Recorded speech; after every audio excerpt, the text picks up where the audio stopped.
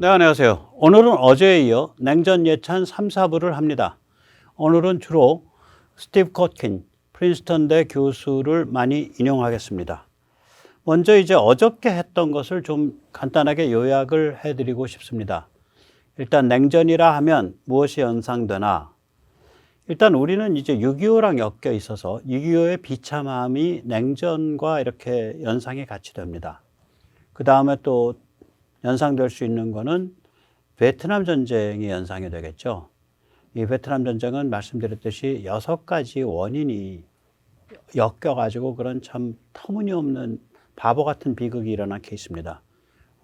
기본은 프랑스가 개발지를 했고, 그 다음에 미국이 교만했고, 그 다음에 현지 우파가 부패하고 무능했고, 그 다음에 현지 공산주의자들, 바닥발갱이들이 지구 최강의 수준을 갖추고 있는 그런 사람들이었고, 그 다음에 중국과 소련이 전폭적 지원을 했고, 마지막으로 아마 베트남 국민성이 굉장히 특이한 데가 있을 거예요. 네. 자, 그 다음에 또 뭐가 연상이 되나요? 지금 방금 사진에 나오는 이런 거죠. 예, 대만 국민당의 내성인 학살과 독재죠. 1947년 내성인. 그러니까 1945년 이전에 중국에서 건너온 사람들, 주로 이제 후지안하고 광동 출신들인데, 이 사람들을 약 2만에서 3만 명을 학살을 했고, 그 다음에 1987년까지 38년 동안 계엄 통치 상태를 유지했습니다. 이렇듯 이제 이런 것들이 맞물려 있기 때문에 우리는 냉전, 그러면 굉장히 말하자면 부정적으로 생각하고, 그래서 이제 저들은 우리 같은 사람을 두고 수국골통, 냉전광 뭐 이러고서 냉전 수국골통, 혹은 아직도 냉전적 사고방식에 처져 있습니까? 이렇게 우리를 낙인을 찍죠. 오케이, 뭐 이왕 낙인 찍힌 거 한번 다시 생각해 보자는 거죠. 냉전의 본질은 사실은 이 그 샌프란시스코 글로벌리즘입니다. 글로벌리즘 1.0이죠. 그러니까 식민지 없는 세상, 그 다음에 자유무역과 자유항행이 이루어지는 세상.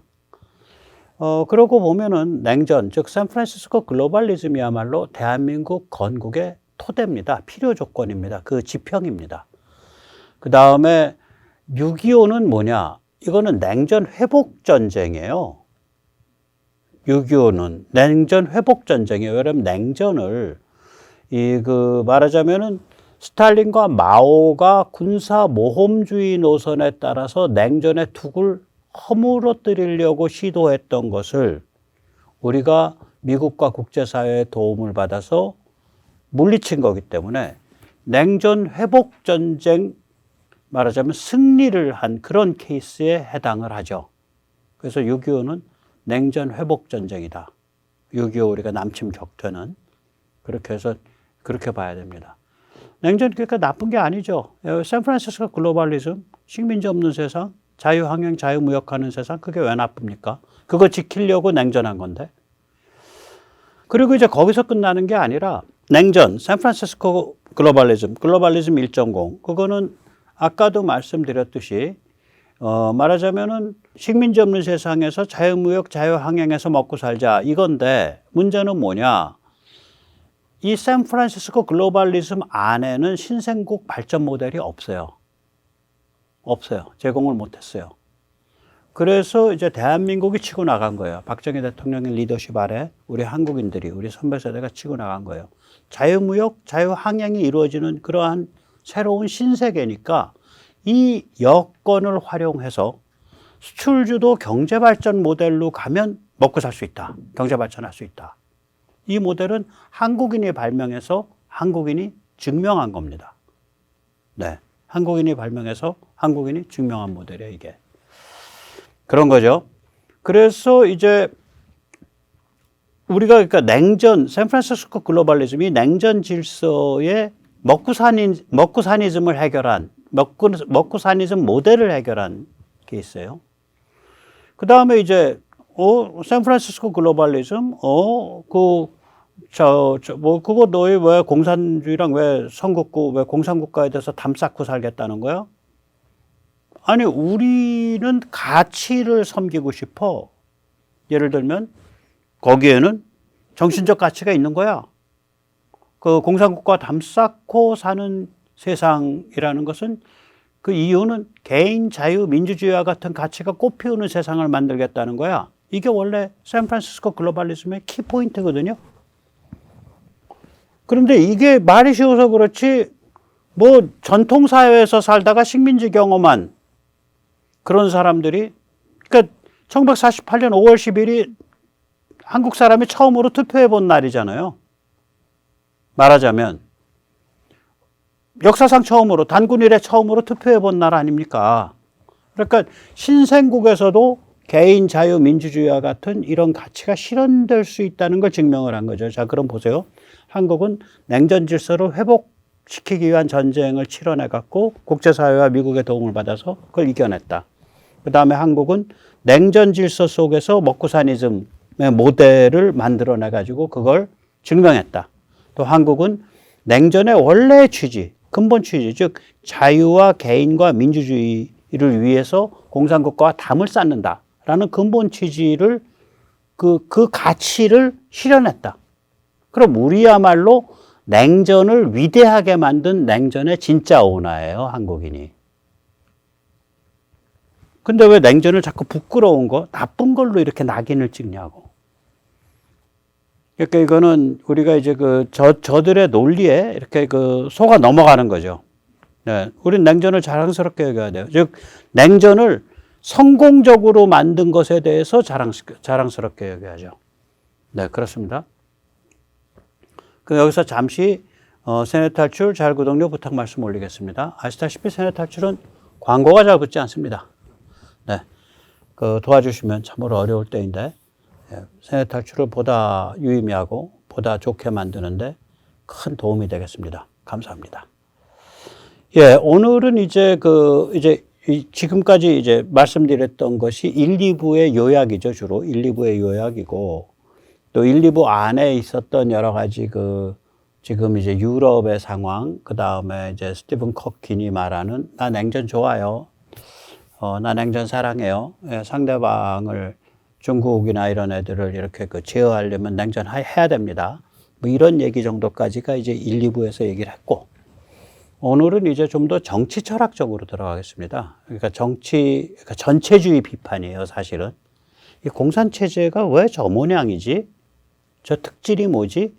우리가 이걸 깊게 이해해야 중국이 앞으로 나아갈 길, 중국이 앞으로 어떤 행태를 보일 것이다. 이거를 우리가 내다볼 수가 있죠. 그래서 이제 스티브 커킨 교수의 거를 한 7, 8곡지 이상 되죠. 예, 그걸 제가 쭉 이제 말씀드릴 텐데, 이거는 이제 채널은 차이나 토크라는 채널이에요. 채널이 오래된 채널은 아닌데, 스티븐 커킨 교수 모시기 전까지의 내용에선 별로 그렇게 눈에 띄는 내용이 없었어요. 그러다가 퍽 하고 스티븐 커킨을 모셔가지고 제대로 말을 한 시간 이상 했는데, 그 중에서 정말 어디 가슴을 치는 내용들입니다, 사실은. 신냉전을 치러야 서방을 지켜낸다. 이때 서방이라는 것은 제가 전에도 자꾸 말씀드리지만 서쪽에 있는 땅, 서유럽 혹은 미국 이런 지리적 개념이 아니다. 한국도 포함된다. 이런 얘기를 합니다. 한번 직접 들어보시죠. The Cold War is not only a good thing, it's a necessary thing because we have to uphold these values and these institutions. We have to uphold what I'm calling the terms of the way we share the planet. The West is just a fantastic success story. It's not a geographical term. It's North America. It's Europe, and it's an enlarged version of Europe now. And it's that whole first island chain in the Pacific in Asia, right? It's South Korea, it's Japan. You could include Taiwan or not, depending on your point of view about the one China policy in the West. You could certainly include Australia. 네. 한마디로 이제 냉전은 필요한 것일 뿐만이 아니라 신냉전은 반드시 해내야 된다. 왜냐? 중국이 우리가 소중하게 여기는 가치와 제도를 없애려고 하고 있기 때문이다. 그럼 우리가 소중히 여기는 가치와 제도를 다른 말로 표현하면 뭐냐? 그걸 우리는 이 지구라는 행성을 인류가 공유해서 같이 살아나가기 위해서, 함께 살아나가기 위해서 지켜야 될 그러한 그 게임의 룰, 그걸 우리가 그렇게 표현할 수 있다. 그게 우리가 지켜내고자 하는 가치와 제도다. 이 가치와 제도는 결국 서방이 이뤄낸 거다. 이 서방이 인류 역사상 정말 엄청난 성취를 하고 있는데 이때 서방은 지리적 개념이 아니다. 이거는 가치와 제도를 가리키는 개념이며 여기에는 따라서 이 First Island Countries, 그러니까 한국, 일본, 대만, 그 다음에 더 확대하면 오스트레일리아 이런 데도 다 포함이 된다. 이 가치와 제도를 체화하고 있는 그러한 국가는 전부 다 포함된다. 이런 얘기예요. 그러니까 이제 만약에 저는 이제 그 대기업에서 그런 취직할 때 그런 시험 문제가 나왔으면 좋겠어. 상식적으로. 서방이란 어디를 가리키나? 1번, 서유럽과 미국. 2번, 개인, 자유, 민주주의, 공정시장, 자유항행, 자유무역과 같은 일련의 가치와 제도의 세트를 내면화시키고 있는, 실현하고 있는 나라들.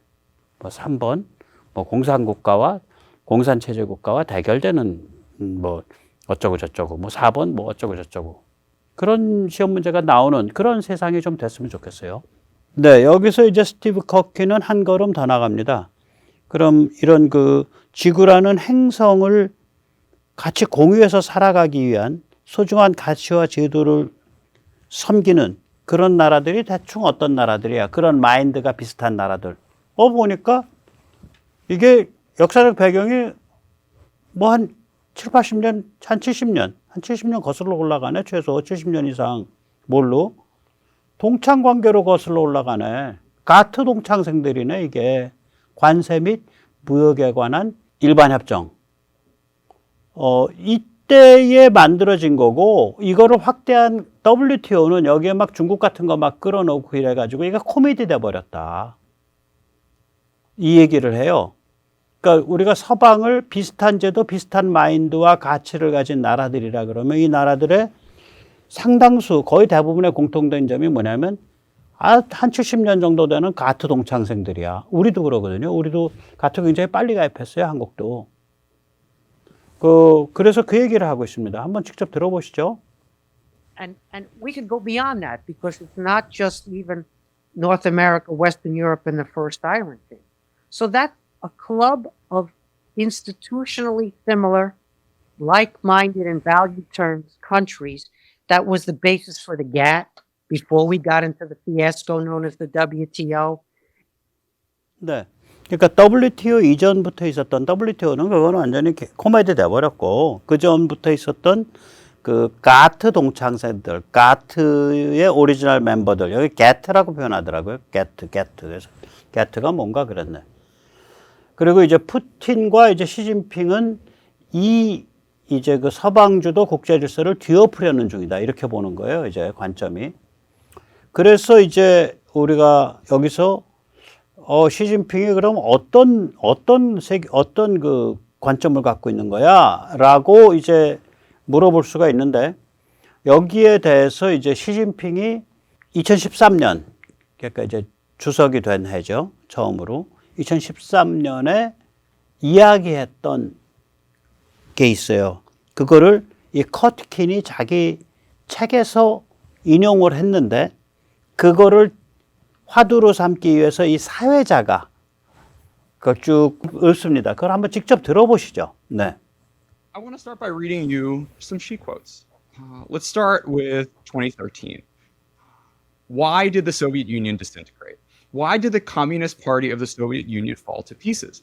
An important reason is that in the ideological domain, competition is fierce. To completely repudiate the historical experience of the Soviet Union, to repudiate the history of the CPSU, to repudiate Lenin, to repudiate Stalin was to wreak chaos in Soviet ideology and engage in historical nihilism. 네. 그러니까 이 시진핑이 이제 전에 제가 시진핑 그 일대기를 얘기를 해드렸잖아요. 시종순의 아들로서 이제 범털이죠. 그랬다가 아버지가 문혁 전부터 숙청에 몰려요. 그리고 그래서 집안이 위태위태한 상황에서 문혁이 터진다고요. 그런데 여전히 특권층이니까 반문혁 홍위병 주먹패 그룹에 끼어갖고 뛰어다니다가 죽을 뻔하고, 그리고 좀 날라리예요. 그래가지고 하방을 가죠. 하방을 가서 적응을 못하고 다시 튀어 올라오죠. 그랬다가 다시 집안에서 설득해서 다시 하방을 보내요.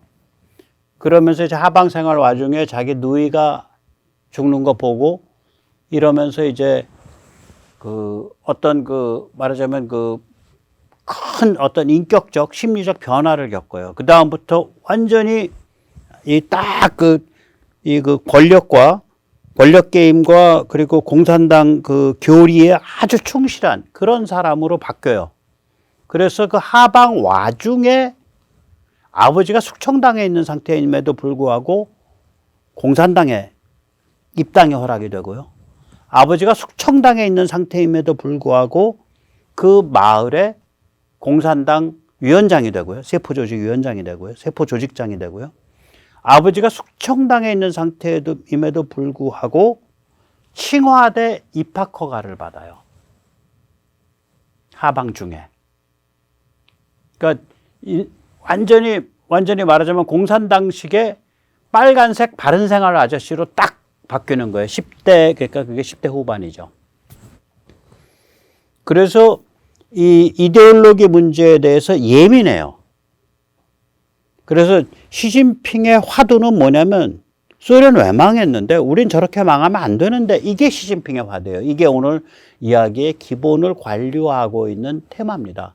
그래서 시진핑은 자기 입으로 2013년에 소련이 망한 근본 이유는 이데올로기, 정신이 해체됐기 때문이다. 서방의 물을 잘못 먹어가지고 소련 역사를 우습게 여기는 역사적 허무주의에 당원들이 다 빠져버렸다. 자, 이렇게 보면 지금 한국의 역사 해석은 어때요? 아까도 보셨잖아. 냉전 우습게 보잖아. 6.25 우습게 보잖아. 수국골통 냉전이라며. 뭐가 다르냐고. 소련을 망하게 이른 그 공산당들의 정신의 해체랑, 거기는 당연히 망해야 됐고, 이 엄청난 성취를 했는데 한국을 부끄럽게 여기고 한국을 찌질이 희생자라고만 생각하고, 우리가 왜 냉전의 희생자입니까? 우리는 냉전 구조에서 최대한으로 뽑아먹을 거 다 뽑아먹으면서 희생 치를 거 희생 치르면서 냉전 구조에 대한 오너십을 갖고 있는 진짜 오너예요. 아까도 말씀드렸잖아요. 냉전을 회복하기 위한 전쟁을 치러내서 냉전을 회복시켰고, 한국전쟁, 그러니까 한국에서의 전쟁, 6.25 전쟁 이후에는 감히 모택동, 감히 스탈린, 감히 중공, 감히 소련이 막무가내 공산 침략으로 적화를 시도한 경우가 한 번도 없어요. 여기서 뒤어가지고. 한 번도 없었어요. 그러니까 우리가 냉전 회복 전쟁의 승리자예요. 걔들이 냉전을 깨고 들어온 거를 작사를 내서 미국과 국제사회의 도움으로, 또한 그 냉전 질서가 이 자유무역, 자유항행에 기반을 해서 먹고 살 길이 지평이 열린 것 같기는 한데, 그 지평을 어떻게 활용해야 되는지 아무도 모를 때 신생국이 수출경제, 수출주도 공업화를 하면 먹고 살 수 있다는 모델을 내놓고 그 모델을 증명했다고요. 먹고 사는 방식, 냉전 질서에 먹고 사는 방식, 신생국에. 그 다음에 선진국의 전유물이었던 말하자면은 개인 자유 민주주의. 원래 이제 냉전을 만들 때 선진국들이 그거 지키겠다고 공산국가랑 담 쌓은 거잖아요. 그거를 신생국도 실현할 수 있다는 걸 증명했다고요. 그럼 먹고 사는 거 증명했어? 정신 증명했어? 싸워가지고 냉전 뚝 무너진 걸 다시 막았어? 우리가 원하죠. 근데 그걸 우습게 여기게 만들잖아, 쟤들이. 정신, 그러니까 우리의 정치 문화가 망가진 건 우리의 정신 문화가 망가져 있기 때문이고요. 우리의 정신 문화가 망가진 것의 가장 큰 이유는 역사 해석이 망가져 있어서 그래요. 근데 이거는 정부가 할 영역도 있지만 사실은 정부만큼이나 혹은 정부보다 더 중요한 게 성직자와 지식인들의 책무입니다. 예, 예, 또 이제 무슨 말 하는지, 코트킨이 무슨 말 하는지 한번 더 보시죠. 이제 아까 그런 말 하니까 맞다. 시진핑 이데올로기가 해체되면 그 역사적 정체성을 상실하면 당이 죽는다. 라는 시진핑 생각 맞다. 그 시진핑의 필생 사명은 당 지킴이다. 이 얘기를 합니다. 한번 직접 들어보세요. Entire life is dedicated to preventing this happening to the Chinese Communist Party. This is what is uppermost in his mind. It's what he inculcates in the party cadres incessantly. Let's remember who ran the party school for a while. 예. 그러니까 이데올로기가 망하면 당이 망한다. 당이 망하면 국가가 망한다.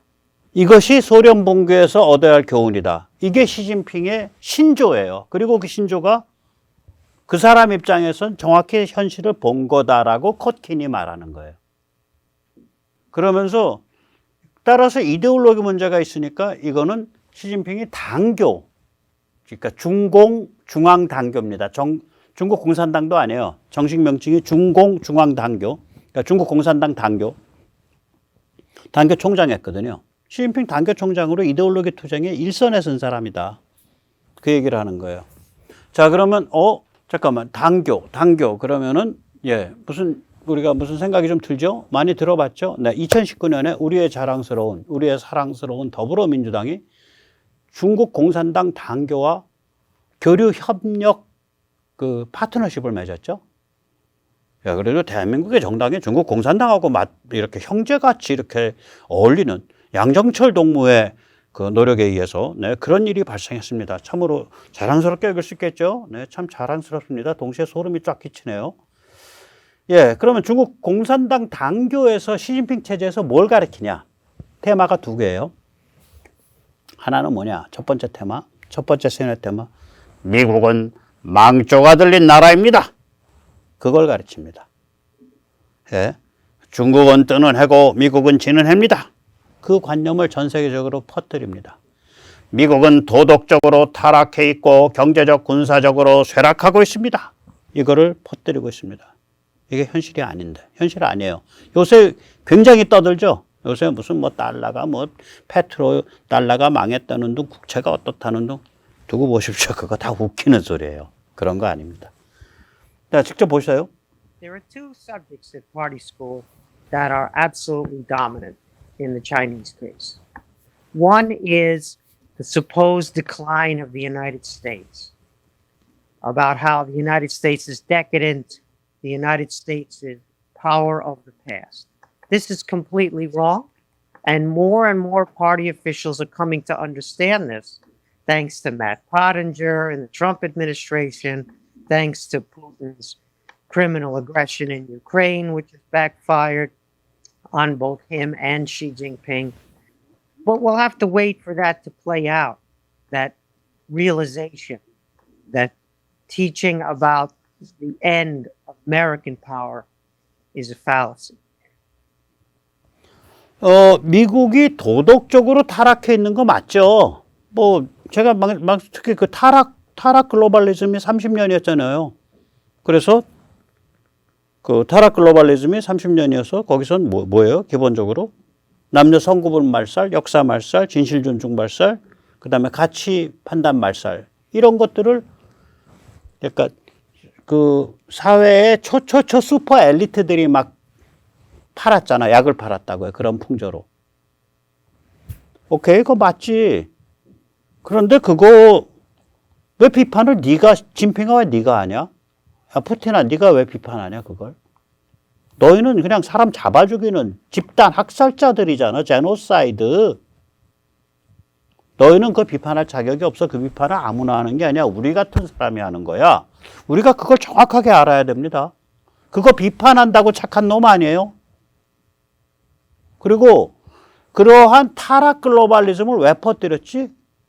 사회의 초초초 슈퍼 엘리트들이 그런 좌파의 썩어빠진 사고방식, 좌좀의 썩어빠진 사고방식을 왜 옆에서 펌프질했지? 중국 사랑, 러시아 사랑에 빠져서 돈 많이 벌려고, 그래서 국가와 공화국을 약화시키려고 바로 너희 집단 학살자들이랑 쎄쎄쎄 손잡고서 사랑하겠다고 그 악마 같은 레시피를 갖다가 사회 엘리트가 퍼뜨린 거야. 근데 네가 그걸 가지고 너는 도덕적인 척하고, 야 임마, 네 양손에는 지금 사람 잡아 죽인 피가 그득해. 바룬궁에, 신장에, 티벳에, 농민공에 갖다 들이댈 때를 갖다 들이대야지. 우리가 그런 생각을 할 줄 알아야 됩니다. 그래서 중국은 뜨는 애, 미국은 지는 애, 이런 걸 막 전 세계적으로 퍼뜨리니까 여기도 나오잖아요. 우리 미국 망하나 봐. 투퀴드 데스의 함정이 어떻고, 거기에 미국 사람도 속아 넘어갔었다 이거죠. 그런데 뭐 또라이라고 욕을 듣던 말던 간에 트럼프, 그리고 그 밑에 국가안보 보좌관 매트 포팅어, 무지하게 똑똑한 친구예요. 그 친구 저기 예일대 나왔고요. 뉴욕타임스인가 잠깐 근무했었나? 군에 입대해서 이라크에 파병이 돼가지고 거기에 홍보 정보장교를 했죠. 예, 그랬던 사람이고 굉장히 참 똑똑한 사람이에요. 매트 포팅어, 이런 사람들이 나서가지고 미국이 엄청난 잠재력을 가진 위대한 나라다라는 그 자신감을 다시 불러일으켜 주기 시작했다. 그 얘기를 잠깐 하는 거예요. 그 점에 있어서는 저도 트럼프 쪽에 1점을 줍니다. 근데 여전히 좀 마음에 안 드는 게 좀 있어요. 네, 고립주의적이야, 지질이.